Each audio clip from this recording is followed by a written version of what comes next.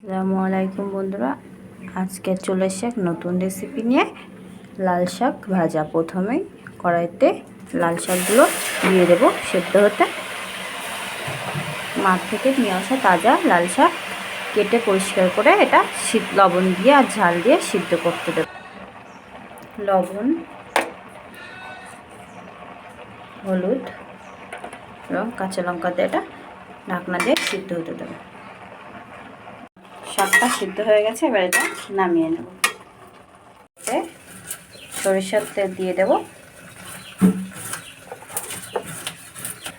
তারপর জিরে দিয়ে দেব, 2 পিস শুকনো লঙ্কা ও রসুন দিয়ে এটা লাল লাল করে ভেজে নেব। পেঁয়াজ কুচিগুলো দিয়ে দেব।